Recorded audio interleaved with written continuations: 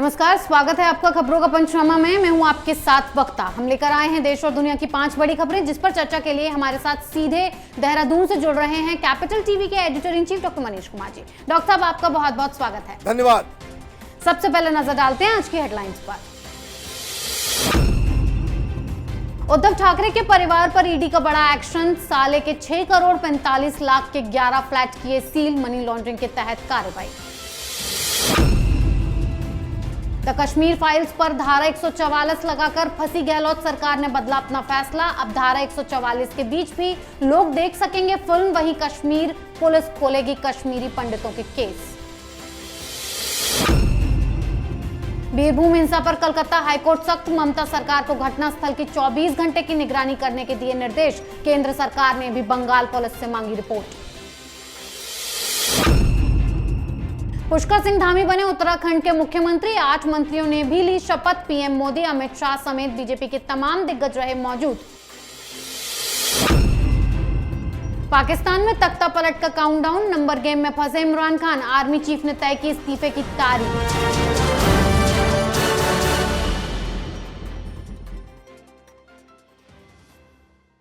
सबसे पहले बात महाराष्ट्र में ईडी की कार्रवाई पर। नवाब मलिक के बाद ईडी ने उद्धव ठाकरे के परिवार को रडार पर ले लिया है। इस बार मनी लॉन्ड्रिंग केस में कार्रवाई उद्धव ठाकरे के साले श्रीधर पाटनकर पर की गई है। ईडी ने उनके थाने के नीलांबरी परियोजना में बने 11 आवासीय फ्लैट को सीज कर दिया है, जिसकी कीमत 6 करोड़ 45 लाख रुपए बताई जा रही है। आपको बता दें कि 30 करोड़ रुपए का अनसिक्योर्ड लोन एक एंट्री ऑपरेटर नंदकिशोर चतुर्वेदी के नाम से एक शेल कंपनी श्री साईं बाबा गृहिणी समिति के जरिए ट्रांसफर किया गया।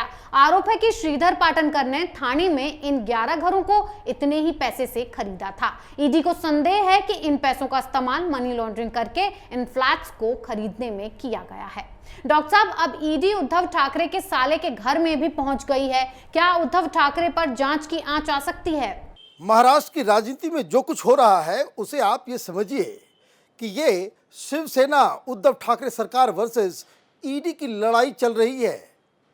कुछ दिन पहले आपको याद होगा, संजय राउत ने ईडी के 4 बड़े बड़े अधिकारियों के ऊपर आरोप लगाए, दस्तावेज भी उन्होंने जारी किया और ये कहा कि 4 अधिकारी बहुत जल्द ही जेल के अंदर होंगे।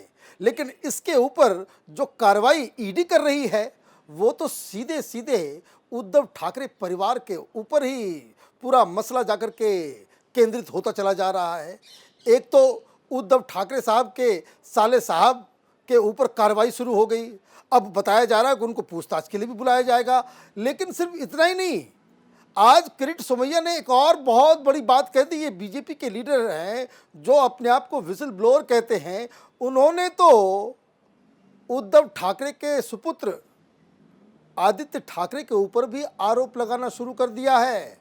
मतलब ये लड़ाई लंबी चलेगी और ये राजनीति नहीं बल्कि टेक्निकल, लीगल और साथ ही साथ ये जो पूरा अघाड़ी सरकार है उसके क्रियाकलापों के ऊपर एक बड़ा प्रहार आप कह सकते हैं बीजेपी की तरफ से।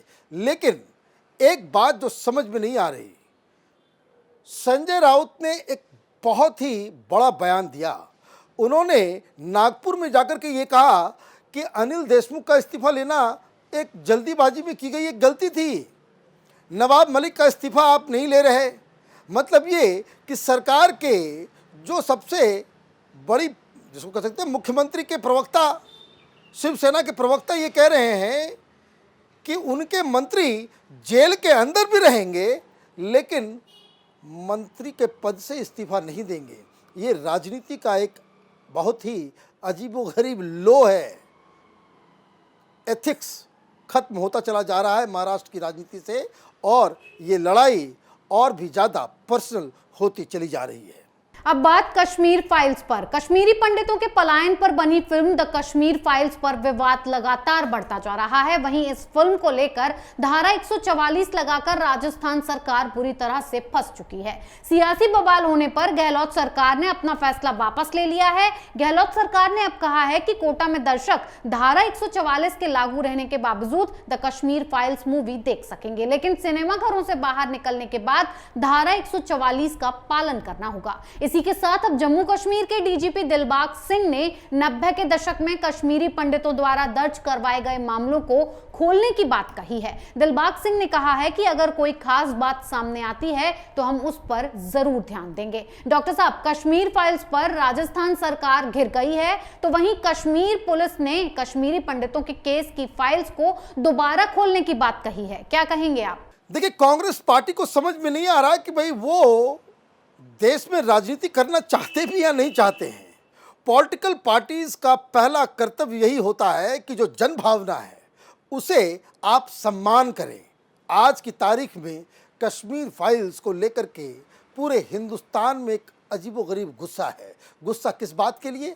गुस्सा इस बात के लिए है कि हिंदुओं का पलायन हुआ, हिंदुओं के ऊपर अत्याचार हुआ, हिंदुओं का जनसंहार हुआ, हिंदू महिलाओं के साथ बलात्कार हुआ, कई सारी हत्याएं हुई, लेकिन इस तथ्य को अब तक कांग्रेस पार्टी छिपाती रही।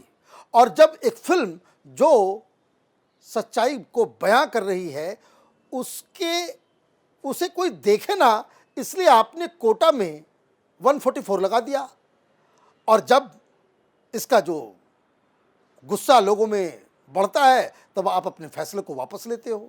तो ऐसे फैसले लेने की ज़रूरत ही क्यों है जो फिर आपको उसे वापस लेना पड़े? रही बात इस हकीकत की, तो जो बात आप कह रही हैं कि कश्मीर की पुलिस उन तमाम फाइलों को फिर से खोलने वाली है, ये स्वागत योग्य काम होगा। केंद्र सरकार, मोदी सरकार के ये दायित्व है कि वो तमाम इस तरह के जघन्य अपराधों के ऊपर फिर से जांच बिठाए और जो लोग भी इसके लिए जिम्मेदार हैं उनको फांसी की सजा दी जाए। तब जाकर के इस देश में सेकुलरिज्म भी स्थापित होगा, लोगों का गुस्सा भी खत्म होगा और हम ये कह सकेंगे हिंदुस्तान में संविधान का राज है। अगली खबर पश्चिम बंगाल पर। बीरभूम में टीएमसी नेता की हत्या के बाद भड़की हिंसा पर केंद्र सरकार सख्त हो गई है। केंद्रीय गृह मंत्रालय ने 8 लोगों की मौत के मामले में पश्चिम बंगाल सरकार से रिपोर्ट मांगी है, तो वहीं अब हाईकोर्ट में भी इस मामले पर सुनवाई हुई। कोर्ट ने सख्ती दिखाते हुए कहा कि सच सभी के सामने जरूर आना चाहिए। साथ ही कोर्ट ने बंगाल पुलिस को 24 मार्च को केस डायरी लाने के निर्देश दिए हैं। राज्य सरकार को भी निर्देश दिए गए हैं कि वो गवाहों को सुरक्षा मुहैया कराएं। इसके अलावा जहां इस हिंसा को अंजाम दिया गया वहां किसी भी चीज से छेड़छाड़ नहीं करने के निर्देश भी जारी किए गए हैं। हाईकोर्ट ने आगे ये भी कहा कि इसके लिए उस जगह पर कैमरे लगाए जाएं। हाईकोर्ट के निर्देश के मुताबिक क्राइम सीन पर 24 घंटे कैमरे से निगरानी रखी जाएगी। डॉक्टर साहब, बंगाल हिंसा पर हाईकोर्ट ने सख्ती दिखाई है, तो वहीं केंद्र सरकार भी एक्शन में आ गई है। क्या दोषियों पर अब कार्रवाई होगी? देखिए, बंगाल में कानून का राज नहीं है। वहां गुंडे, बदमाश, जिहादी, दंगाई उनका बोलवाला है। पुलिस वालों की हिम्मत नहीं पड़ती कई सारे उस इलाकों में जाने में जहां इस तरह के लोग बहुत संख्यक में हैं। अब आप इस बात को समझिए, आपस की लड़ाई है ये। तृणमूल कांग्रेस का एक लीडर को बॉम्ब से उड़ा दिया जाता है, उसकी मौत हो जाती है, और ये दिन दहाड़े लोगों के घरों में ताला बंद करके आप लोगों की हत्या कर देते हैं। और वहां की सरकार ममता बनर्जी एक शब्द नहीं बोल पाती हैं। अब हाईकोर्ट से आया है आदेश कि जांच होगी, सारा कुछ होगा। केंद्र सरकार भी इसके ऊपर बयानबाजी कर रही है, लेकिन ये तो उसी दिन से शुरू हो चुका था जब से ममता बनर्जी चुनाव जीती। चुनाव जीतने के बाद बंगाल में क्या हुआ ये किसी से छिपा हुआ नहीं है। वहां कानून का राज नहीं है और मोदी सरकार ने वहां राष्ट्रपति शासन नहीं लगा करके एक बहुत बड़ी गलती की है। वो गलती ये है कि आप इस तरह के लीडर्स के मन को आप बढ़ाते हैं, आप उनको इनकरेज करते हैं कि आप कुछ भी तरीके से कानून और व्यवस्था का आप मखौल उड़ा दें। वहाँ पे हत्याएं हो, रेप्स हो, बलात्कार हो, घर आगजनी हो, वहाँ पे दंगे हो, लेकिन हर चीज़ को आप राजनीतिक चश्मे से देखें। सिर्फ बयानबाजी भारतीय जनता पार्टी की तरफ से जो हो रही है बंगाल के केस को लेकर के, वो अब शर्मनाक लगने लगा है। वो इसलिए क्योंकि ये अत्याचार वहाँ बंद नहीं होंगे और राजनीति वो कम नहीं होगी।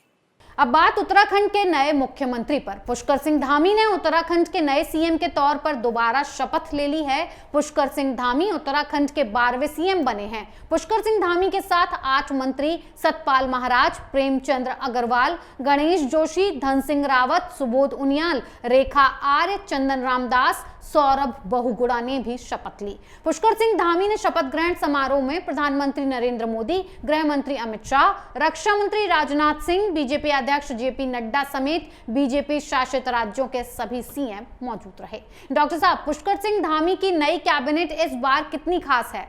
देखिए, मैं तो देहरादून में हूँ और देहरादून में जो माहौल है कि जिस हिसाब से यहाँ की जनता ने नए मुख्यमंत्री पुष्कर सिंह धामी का स्वागत किया है और जिस हिसाब से उनकी जो ओथ सेरेमनी जो हुई, जिसमें तमाम भारतीय जनता पार्टी के बड़े बड़े लीडर, स्वयं प्रधानमंत्री योगी आदित्यनाथ, अमित शाह, जेपी नड्डा, राजनाथ सिंह, ये तमाम और बहुत सारे जो भारतीय जनता पार्टी के जितने भी मुख्यमंत्री हैं वो लोग यहाँ पे आए।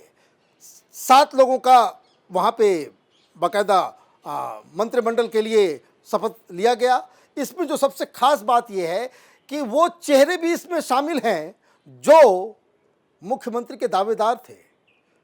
बहुत सारी कहानियां अब निकल के आ रही है कि प्रधानमंत्री मोदी जब यहाँ पे चुनाव का प्रचार कर रहे थे तो वो लगातार प्रधानमंत्री ये कह रहे थे कि चुनाव के बाद पुष्कर सिंह धामी ही मुख्यमंत्री होंगे, लेकिन चुनाव के नतीजों के बाद खटीमा से पुष्कर सिंह धामी हार जाते हैं तो यहाँ राजनीति शुरू हो जाती है। हमारे पास ये जानकारी है कि जिस हिसाब से ये जो मुख्यमंत्री की लालसा पाले हुए जो लीडर्स थे उनको जिस तरीके से डांट लगाई गई है कि आप इस तरह की चीज़ें ना करें, क्योंकि ये फैसला केंद्रीय नेतृत्व करता है और केंद्रीय नेतृत्व का फैसला शुरू से यही था कि जिन जिन लोगों के चेहरे पे भारतीय जनता पार्टी ने चुनाव जीती, जिस तरीके से यूपी वहाँ योगी आदित्यनाथ, कामत साहब वहाँ गोवा में, बिजेंद्र सिंह वहाँ मणिपुर में और उत्तराखंड में पुष्कर सिंह धामी ही मुख्यमंत्री होंगे। तो अब ये सारे सवालों का जवाब बीजेपी के अंदर जो लोग षड्यंत्र रच रहे थे उनको दे दिया गया है। अब यही उम्मीद करनी चाहिए कि इस युवा नेतृत्व के तहत उत्तराखंड एक नई विकास की एक नई दिशा की ओर चलेगा और जिन जिन चीज़ों के लिए उत्तराखंड बदनाम है वो बदनामी धोलने का काम पुष्कर सिंह धामी करेंगे। आखिरी खबर में बात पाकिस्तान की कर लेते हैं। इमरान खान का काउंटडाउन शुरू हो गया है। अविश्वास प्रस्ताव का सामना करने से पहले इमरान खान इस्तीफा दे सकते हैं। मीडिया रिपोर्ट में कहा गया है कि पाकिस्तान के सेना प्रमुख जनरल कमर जावेद बाजवा ने ओआईसी कॉन्फ्रेंस के बाद इमरान खान को पद से इस्तीफा देने के लिए कह दिया है। इमरान के पास और कोई रास्ता नहीं बचा है। 24 सांसदों के बगावती तेवर के साथ इमरान नंबर गेम में पीछे छूट गए हैं। उधर बागी सांसदों पर सुप्रीम कोर्ट से भी मुंह की खानी पड़ी और सबसे बड़ी अदालत ने संसद का रास्ता दिखा दिया। डॉक्टर साहब, अब इमरान बुरे फंस गए हैं। बाजवा ने गेम खेल दिया है, क्या किसी भी वक्त इस्तीफा हो सकता है? देखिए, पाकिस्तान में कहने को डेमोक्रेसी है, फैसला वहां पे आर्मी ही करती है। पिछले 1 सप्ताह से इस खबर को हम लोग कैपिटल टीवी पे फॉलो करते हुए आ रहे हैं। राइट फ्रॉम द बिगिनिंग हम लोग ये बात कहते आ रहे हैं कि इमरान खान का वक्त पूरा हो गया और इसलिए जिस हिसाब से आर्मी की तरफ से ये बयान दिया गया कि वो राजनीतिक जो प्रपंच चल रहा है पाकिस्तान के अंदर उसमें वो न्यूट्रल रहेंगे, ये अपने आप में संदेश दे दिया गया था इमरान खान को कि अब आपके जाने का वक्त आ गया है। और जैसे जैसे दिन बीतता चला जा रहा है उनकी संख्या कम होती चली जा रही है। आज की तारीख में इमरान खान पाकिस्तान की संसद में बहुमत इंजॉय नहीं करते, इसलिए वो प्रधानमंत्री नहीं रहेंगे। सवाल बस इतना सा है कि 28 तारीख तक वो वोटिंग का इंतज़ार करेंगे या फिर उससे पहले ही वो इस्तीफ़ा दे देंगे। लेकिन एक जो नई बात समझ में आ रही है कि इमरान खान इस लड़ाई को बड़ी आसानी से छोड़ने वाले नहीं हैं। 28 तारीख को वहाँ पे वोटिंग होगी और उसके 2 दिन पहले इमरान खान ने फिर से रैलियां का आह्वान किया है, ठीक उसी तरीके से जिस हिसाब से वो नवाज शरीफ के खिलाफ आंदोलन कर रहे थे। ये इमरान खान साहब दुनिया के अकेले प्रधानमंत्री होंगे जो अपनी ही सरकार के खिलाफ इस तरीके के आंदोलन को कर रहे होंगे। खैर, पाकिस्तान है, सब कुछ वहाँ उल्टा पुल्टा चलता है। एक बात जो कह सकते हैं कि पत्थर की लकीर बनती चली जा रही है कि इमरान खान को आदर इस्तीफा देना होगा या फिर उनको आर्मी वहाँ से हटा देगी। डॉक्टर साहब, आपका बहुत बहुत धन्यवाद हमारे साथ सीधे देहरादून से जुड़ने के लिए। धन्यवाद। खबरों का पंचनामा में आज के लिए इतना ही। देश विदेश की बाकी खबरों और उनके सटीक एनालिसिस के लिए देखते रहिए कैपिटल टीवी। हमें लाइक कीजिए, शेयर कीजिए और कैपिटल टीवी को सब्सक्राइब कीजिए। नमस्कार।